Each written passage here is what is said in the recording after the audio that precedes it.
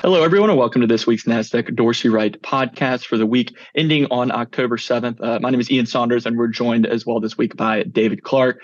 David, coming in this week to the first podcast coming out for the final quarter of the year, right? It's going to be coming out October 7th, as I mentioned. We're recording this podcast on October 6th. So taking a look at some of the movement, I mean, we've seen a little bit. It started off the quarter this year, the beginning of October, a little bit stronger for the S&P 500, backed off a little bit over the course of the past kind of day or two, but saw a lot of weakness in the S&P in the third quarter of the year. A very rocky road. We saw the S&P fall almost 9% in the fourth quarter, so from June through September of 2022, which is the worst quarterly performance, saw the S&P fall 9% in September of this year, which was the worst monthly return that we'd seen in any month so far this year. With some sharp weakness there at the end of September. That led us kind of into the red for the quarterly basis too.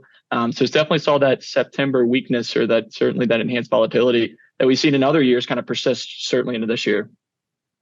It has. And I mean, with September being as bad as it was, we've had, fortunately, this week, something somewhat positive to talk about because this week's been a good week. And we've seen a lot of the indexes return to a buy signal. And one of the interesting pieces is, looking at the S&P 500 along with the other indexes return to a buy signal. We see a lot of themes emerging from Q3 that are somewhat that are still continuing as we start Q4. Yeah. I mean, really looking at a lot of the report stuff, that's where we sort of started to talk about this morning that maybe these themes are starting to take place. Yeah. I mean, like you said, we saw the S&P 500. I mean, looking at that on a 20-point chart, did return to a buy signal earlier this week, up there chart level of 3740, went to a buy signal on the 4th, so on Tuesday, on October 4th of this week. Ticked up a little bit on the 20-point chart, and we've seen some kind of back and forth movement, but I mean, a sharp movement after printing new lows to end September there. But nonetheless, I mean, the third quarter this year, we'll spend the majority of the time, as David touched on, kind of taking a look at a little bit of a quarterly review, kind of wrapping up some of the performance that we saw, what was strong or really more so what was weak, which was most things over the last 3 months there. And I think, David, that's we've seen some weakness from the S&P 500, but the story kind of shifted a little bit, and looking at kind of the size and style perspective from what we saw throughout the first 6 months of the year versus what we saw the last 3 months is a little bit kind of a different story. Right. Very different story whenever we look at the first 2 quarters of the year and then the start of it, and really how the third quarter transpired, mainly looking at a lot of those broad index ETFs, especially those associated with the Russell 2000, small cap 600, so on and so forth. You actually saw small caps emerge as a leader. Now, granted, looking at some of the performance, we see IWO up 45 basis points. So really saying a leader, it's kind of like picking the least rotten fruit in the grocery store right now type of situation. But it's still noteworthy. And really, when you look at that chart of the Russell 2000, it's interesting also because we saw a lot of the indexes move below their June and or July lows, mostly June lows. But really, we saw that RUT chart hold on the 20-point per box chart at 1660, which was the June low, but it never violated it, and returned to a buy signal along with many of the other indexes on Tuesday's action, breaking a double top there at 1740. And the other intriguing piece about it is it didn't really get as oversold as many of the other indexes. And when you look at a lot of the indicator action that we saw this week, we saw a bunch of bullish percents reverse back into a column of X's. But what's interesting is the bullish percent for the small cap 600 actually never went bear confirmed like many of the other index related bullish percents, large and mid cap. And when it reversed back up and sort of showed a little bit of a leadership here, closing out the quarter as well as starting the fourth quarter. So somewhat of a silver lining, especially around the market bottom. I feel like we did talk about this during the summer, how we saw somewhat of a small resurgence out of small cap, but really then we just saw a volatile drop off in August and especially carrying through much of September. But as we've now seemed to have found a near-term bottom, we're seeing small caps carry that baton again. So definitely not anything to be ignored. And typically one of the adages we often talk about is when small caps lead the way, that's a positive sign for the market. But Yeah. Yeah. we'll see where we go from here. Yeah, and I think another thing to touch on there is, I mean, we're seeing some of the themes that were persisting on a year-to-date basis. So a lot of the things that had held up a little bit better on a year-to-date basis were some of those dividend-related funds, or kind of large cap dividend, or the kind of more equity income areas, really fell out of bed in the third quarter of the year. You can see that on that top 10, bottom 10 performance review that we're looking at from the broad domestic equity perspective. Pretty much everything in the bottom 10 performing over the last 3 months was dividend or value related. And many of those areas were also kind of still in the top performing areas on a year-to-date basis. So looking at one of those representatives, the Spider S&P 500 High Dividend ETF, ticker SPYD, fund's down 11.2% on a year-to-date basis. The fund was down 11.1% in the third quarter of the year. So you saw all of that weakness. Just tells really a lot of the story there. It does, yeah. I mean, you saw a lot of that weakness just come over the last 3 months. You can see it on the chart too, just really fell out of bed, kind of breaking through some notable support levels. So that's something we touch on a lot of times too. Once you see these areas that had been holding up really fall out of bed and get into washed out territory, could be a sign that at least, hey, we're trying to find a bottom. More things are moving lower, trying to find some kind of near-term bottom here. But it certainly kind of can see that from the performance perspective when looking at some of these areas. We saw a similar kind of story, David, I know, in the sector piece too. I mean, you saw a lot of basically everything in the top 10 performing areas on a year-to-date basis, and looking at domestic equity sector ETFs, it's pretty much energy related, right? Yeah, you still have energy kind of hanging around, but there's some other areas, some of those growth areas showing a little bit of a pickup.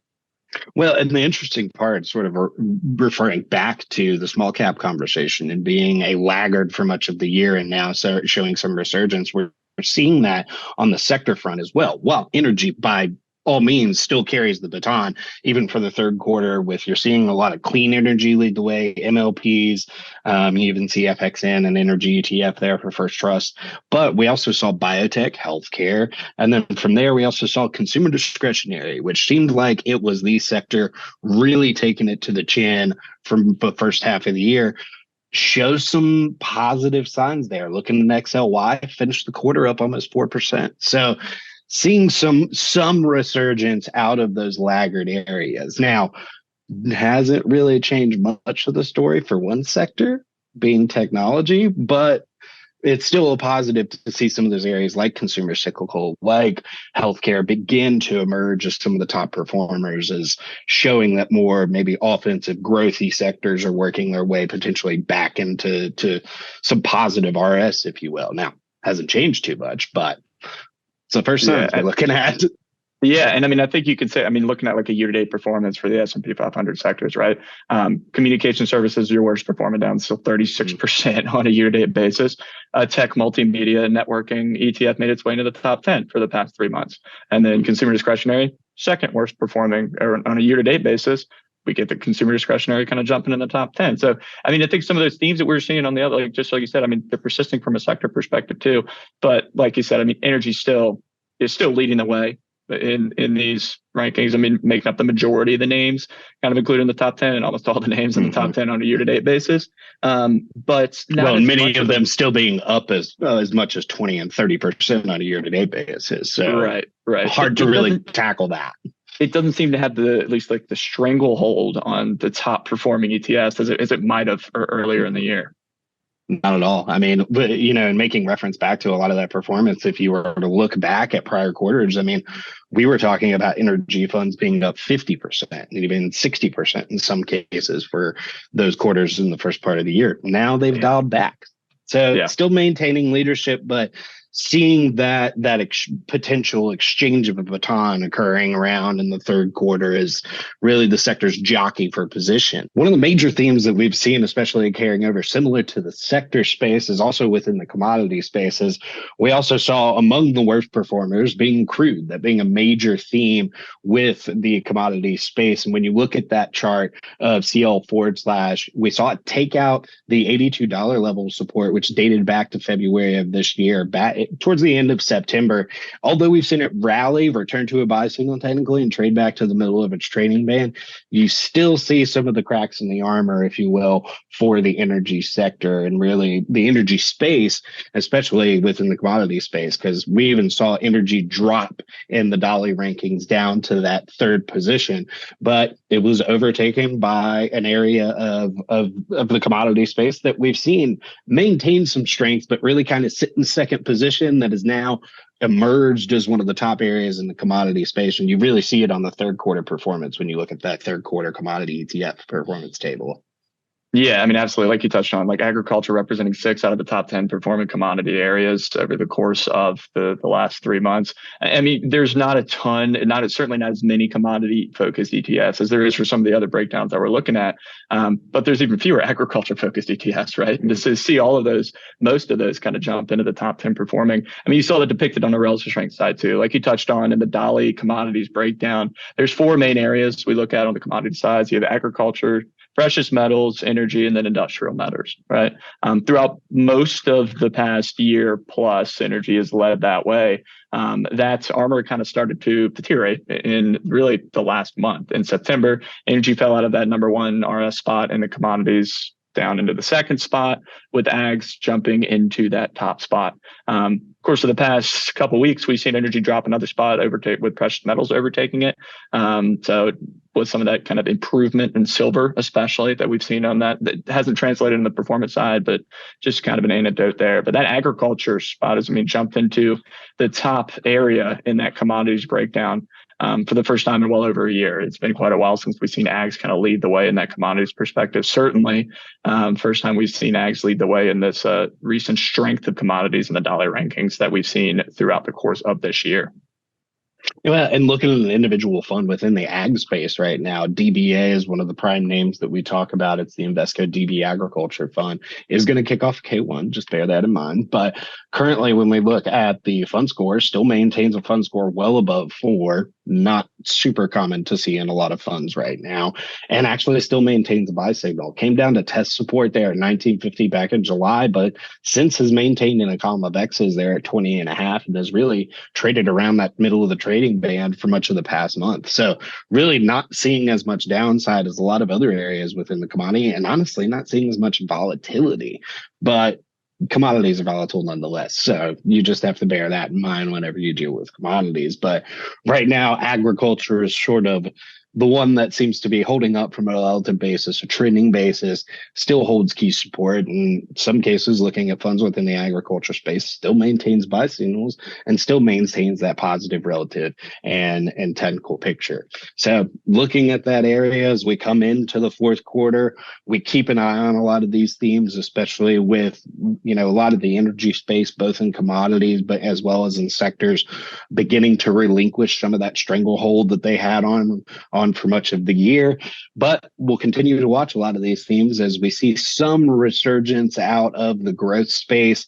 We're looking to see if we can see some of those growth areas make a comeback and emerge even really better off potentially than we saw in the summer rally. So that's what we're keeping an eye out for, looking at a lot of those charts, keeping an eye on the support levels, especially for positions that you may be watching.